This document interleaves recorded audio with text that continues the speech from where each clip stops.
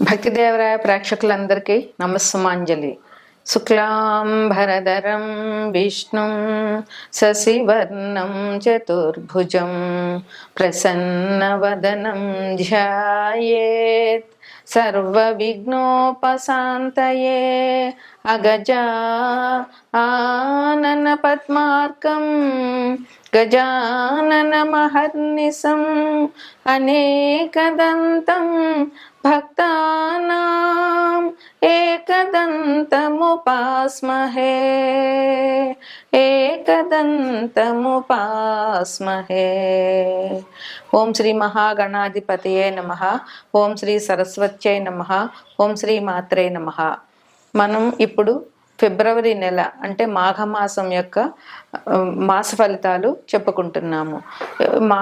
జనవరి 29 అమావాస్య 29 నుంచి ఫిబ్రవరి 28 వరకు మాఘమాసం మొదలవుతుంది.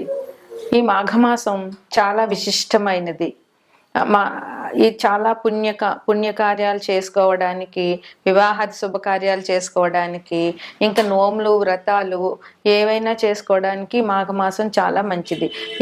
ఈ మాఘమాసంలో వచ్చే శివరాత్రి నాడు కొత్తగా నోములు పట్టాలి అనుకున్న వారందరూ కూడా, స్త్రీలందరూ కొత్తగా నోములు పడతారు. ఈ మాఘమాసం విశిష్టత ఏమిటంటే సూర్య భగవానుడి ఆరాధన. ఈ మాఘమాసంలో పూర్తిగా అన్ని ఆదివారాలు కూడా చాలా విశిష్టమైనవి. ఈ ఆదివారాలు సూర్యభగవాన్ ఆరాధన మనకి చాలా ఆనందాన్ని, ఆరోగ్యాన్ని ఇస్తుంది.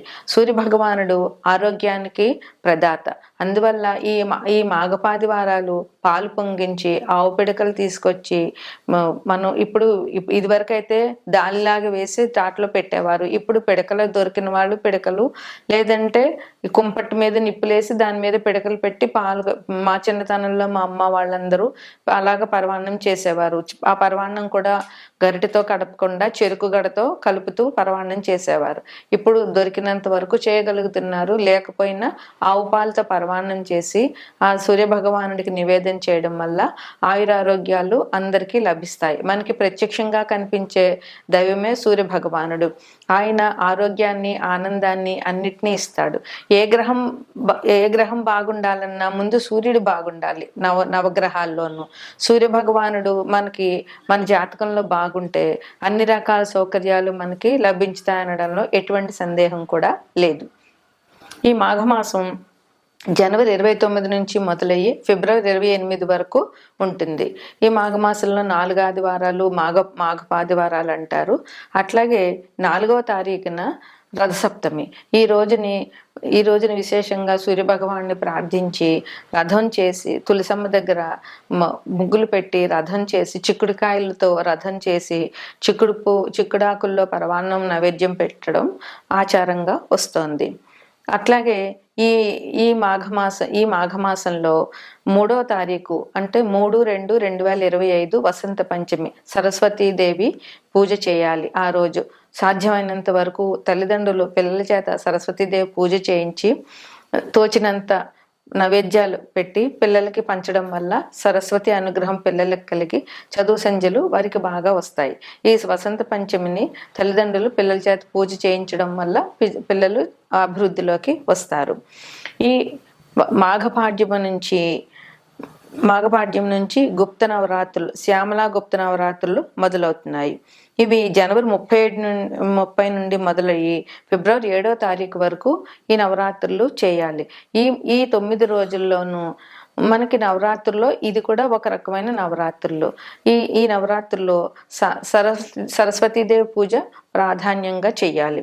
మాతంగి అష్టోత్తరం కానీ, శ్యామల అష్టోత్తరం కానీ, లేదా శ్యామల షోడశనామాలతో అర్చన కానీ, అదంతా రాకపోతే సరస్వతీదేవి అష్టోత్తరం కానీ, లేదా సరస్వతీదేవి సహస్రనామాలతో కానీ పూజ చేసి 9 రోజులు పిల్లల పుస్తకాలు దేవుడి దగ్గర పెట్టి తల్లిదండ్రులు పూజ చేయడం వల్ల పిల్లలు అభివృద్ధిలోకి వస్తారు. ఈ 9 రోజులు కూడా ఈ శ్యామలా గుప్త నవరాత్రులు కూడా ఈ మాఘమాసంలో చెప్పుకోదగినటువంటి మంచి పండుగ. ఇక అన్నిటికంటే ముఖ్యమైనది, చాలా విశిష్టమైనది మహాశివరాత్రి. అది ఫిబ్రవరి 26వ తారీఖునే మహాశివరాత్రి వచ్చింది. ఈరోజు శివుడిని పూజించడం వల్ల అందరికీ చాలా మంచి జరుగుతుంది. అన్ని దైవాల్లోకి శివ భగవానుడే ముఖ్యం. ఈయన్ని పూజ చేసి ఈయనకి అభిషేకం చేయడం వల్ల ఎటువంటి దోషాలున్న జాతకంలో అవన్నీ పూర్తిగా పోతాయి.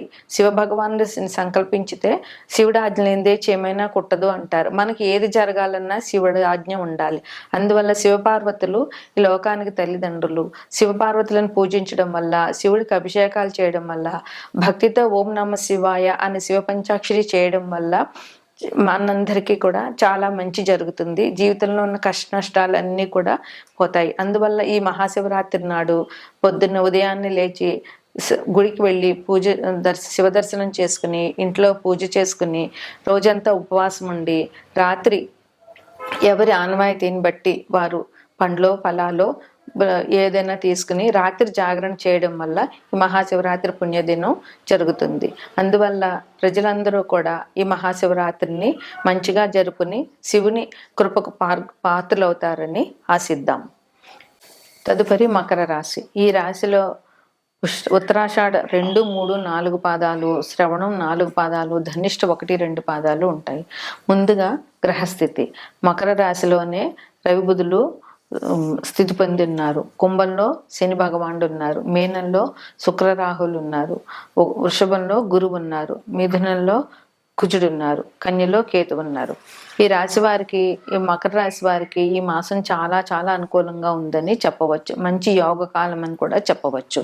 ఈ రాశి వారికి శని భగవానుడు అధిపతి. ఆయన ద్వితీయంలో ఉన్నారు. మకర రాశిలోనే రవి బుధులు ఉన్నారు. అందువల్ల ఈ రాశి వారికి ఈ మాసం అంతా చాలా బాగా ఉంటుంది. వీరికి ధనప్రాప్తి, ఏ పని మొదలు పెట్టినా కూడా వీరికి ధనం లభించే అవకాశం చాలా ఉంది. ఏ రంగంలో వారైనా కూడా వారికి ఎంత ధనం అయితే ఆ వృత్తి నుండి వారికి లభిస్తుందో అంత ధనం వాళ్ళు పొందగలుగుతారు. వీరికి ప్రముఖుల పరిచయాలు జరుగుతాయి. ఆ పరిచయాల వల్ల వీరు సంఘంలో గౌరవ ప్రతిష్టలు పొందుతారు. అంతేకాకుండా ఆ గౌరవ ప్రతిష్టలు పొందడమే కాకుండా పేరు ప్రతిష్టలు వస్తాయి. వారి వల్ల వీళ్ళు చాలా అభివృద్ధిలోకి కూడా వస్తారు. ఉద్యోగస్తులకైతే ఇంక ప్రమోషన్లు, బదిలీలు. వారికి బదిలీలు కోరుకున్న వారికి వారు కోరుకున్న చోటకి బదిలీలు జరుగుతాయి. ప్రమోషన్ ఎక్స్పెక్ట్ చేస్తున్న వాళ్ళకి ప్రమోషన్లు ఉంటాయి. అలాగే సన్మానాలు, అధికారుల ప్రశంసలు ఉద్యోగస్తులకి ఈ మాసం చాలా అద్భుతంగా ఉందని చెప్పవచ్చు. అయితే ప్రయాణాల విషయంలో అయితే ఆకస్మిక ప్రయాణాలు ఈ రాశి వారికి జరిగే అవకాశం ఉంది. అందువల్ల ఆ విషయంలో కొంచెం జాగ్రత్తగా ఉండవలసిన అవసరం ఉంది. అన్ని వృత్తుల వారికి కూడా ఈ మాసం చాలా అనుకూలంగా ఉందని చెప్పవచ్చు. దూర ప్రయాణాలు చేసే వారికి కూడా ఈ మాసం అనుకూలంగా ఉంది. వారు ఎటువంటి ప్రయాణాలకైనా ఈ మాసంలో సంసిద్ధులై వెళ్ళవచ్చు. విద్యార్థులు స్ట్రెస్ అనేది తప్పదు. 3 నెలలు స్ట్రెస్ అనేది ఉంటుంది, ఒత్తిడి.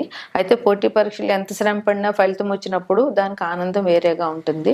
అందువల్ల వీళ్ళు ఎంత ఇబ్బంది పడినా కూడా, ఎంత స్ట్రెస్ ఫీల్ అయినా పోటీ పరీక్షలు ఉత్తీర్ణత అనేటటువంటిది ఈ మాసంలో వీరికి కనబడుతుంది. కనుక వీరు కష్టపడి చదివి పోటీ పరీక్షలు ఉత్తీర్ణులు అవ్వగలుగుతారు.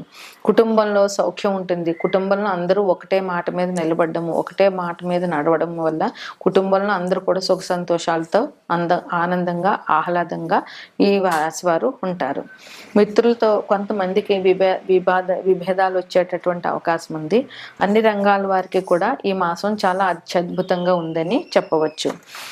అధికారుల అనుగ్రహం ఉంటుంది. ఏ రాశి ఎవరికైనా సరే, వారి సపోజ్ విద్యార్థులకైతే వాళ్ళకి టీచర్స్ నుంచి, అలాగే భార్యలకైతే భర్తల నుంచి, ఉద్యోగస్తులకు వాళ్ళ అధికారుల నుంచి, ఇలా వాళ్ళ పై వాళ్ళ నుంచి ప్రశంసలు అందే అవకాశం ఈ రాశిలో వాళ్ళందరికీ బాగా ఉంది. వృత్తి వ్యాపారాల్లో ఏ వ్యాపారం చేసినా, ఏ వృత్తులు చేసినా కూడా అందరికీ మంచి ధనలాభం ఉంది, ఆదాయం వృద్ధి అవుతుంది. అలాగే ఈ మాసంలో వీళ్ళు వెండి వస్తువులు కొనడము, నూతన వస్తువులు కొనడము, అట్లాగే నూతన వస్త్రాలు ధరించడము, అలాంటివంటి కూడా చాలా బాగా జరుగుతాయి. వీరు ఏ ఆలోచన చేసినా కూడా అదే కార్యరూపంలోకి పెట్టగలుగుతారు. జనరల్గా కొంతమందికి ఏమవుతుందంటే అనుకున్నది ఒకటి, జరిగేది ఒకటి, అనుకున్నదన్నీ చేయలేకపోతారు. కానీ ఈ రాశి వారికి ఈ మాసంలో వారు ఏం పని చేయాలనుకుంటున్నా కూడా ఆ పని చేయగలిగే అవకాశం ఈ రాశి వారికి చాలా బాగా ఉంది. అయితే భూ సంబంధమైనటువంటి కార్యక్రమాలు చేసే వాళ్ళకి అనుకూలంగా ఉంది. స్పెక్యులేషన్ వాళ్ళకి వాళ్ళకు కూడా చాలా బాగా ఉంది. ఎందుకంటే కుజుడు 8వ దృష్టి ఈ రాశి మీద ఉంది కనుక భూ సంబంధమైనటువంటి కార్యక్రమాలు వీరికి చక్కగా జరిగే అవకాశం వీరికి చాలా బాగా ఉంది. అయితే కుజుడు బాగుండాలి వారికి, వారి జన్మజాతకంలో కుజుడు బాగుంటే నూతన వస్తువులు, నూతన ఆభరణాలు కొంటారు. అయితే ఇది గ్రహచారాన్ని బట్టి, గోచారాన్ని బట్టి చెప్తాము. అదే జన్మజాతకంలో ఏదైనా గ్రహం అనుకూలంగా లేని వారికి కొంతమందికి కొన్ని ఇబ్బందులు అనేవి ఉన్నాయి. అవి ఏంటంటే ఉద్యోగస్తులకి కొంత అశాంతి, పై అధికారుల వల్ల ఇబ్బందులు, ఇంకా చర్మ సంబంధమైనటువంటి వ్యాధులు వచ్చే అవకాశం ఉంది.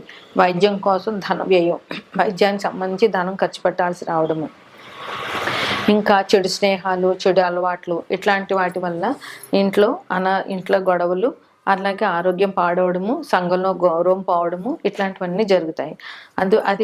అది ఏ గ్రహం ఎవరికైతే కొంచెం బాగలేదో అందరికీ అని చెప్పలేము. అయితే అన్ని సమస్యలు పోవాలి అని అంటే దైవారాధన ఒక్కటే మనం చేయవలసిన పని.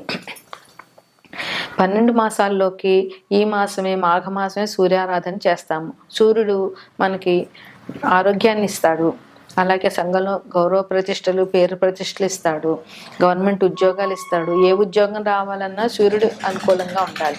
అలాగే ఏ గ్రహం మనకు అనుకూలించాలన్నా కూడా సూర్యగ్రహం ఫస్ట్గా అనుకూలించాలి. అందువల్ల సూర్యుడు మనకు అనుగ్రహంగా ఉండాలి అని అంటే ముఖ్యంగా చేయవలసింది అర్ఘ్యం ఇవ్వడం. సూర్య భగవానుడికి సూర్యోదయానికంటే ముందే లేచి అర్ఘ్యం ఇవ్వాలి. అది స్త్రీ పురుష భేదం కానీ, పెద్ద చిన్న భేదం కానీ, కులమత భేదం కానీ ఏమీ లేకుండా ఎవరైనా సూర్యునికి అర్ఘ్యం ఇవ్వచ్చు. ఎందుకంటే ఆయన మనకి ప్రత్యక్ష దైవం కనుక. అందువల్ల మాఘపాది వారాలు రథసప్తమి రోజున సూర్య భగవానుడికి అర్ఘ్యం ఇవ్వడము, ఆదిత్య హృదయ పారాయణ చేయడము తప్పకుండా ఈ మాసంలో చేయవలసినటువంటి పరిహారాలు. అదేవిధంగా మహాశివరాత్రి రోజున శివునికి అభిషేకం. మకర రాశి అంటే శని భగవానుడు అధిపతి. శని భగవానుడు అనుకూలించాలి అంటే శివారాధన మించిన పరిహారం లేదు. అందువల్ల శివునికి మహాశివరాత్రి మహాపుణ్య దినం. ఆ రోజున శివుడికి అభిషేకం చేయడము, శివారాధన చేయడము, జాగరణ చేయడము మనకి శనిగ్రహ అనుకూలానికి, అదే శివారాధనకి చాలా మంచిది. శివుడు అనుగ్రహిస్తే అందరి దేవతలు అనుగ్రహించినట్టే. శివుడిని మించిన దైవమే లేదు. ఇక సరస్వతీదేవి, వసంత పంచమి రోజున సరస్వతీదేవి పూజ చేయడము, లేదా సరస్వతీదేవి గుడికి వెళ్ళి అమ్మవారి దర్శనం చేసుకోవడము, అలాగే గుప్త నవరాత్రులు, శ్యామలా నవరాత్రుల్లో అన్నవాయితీ ఉన్నవాళ్ళు పూజ చేయడము, లేదంటే అమ్మవారి దర్శనం చేసుకోవడము ఈ రాశి వారికి ఇంకా మంచి యోగాన్ని తెచ్చిపెడుతుందని చెప్పడం జరుగుతుంది.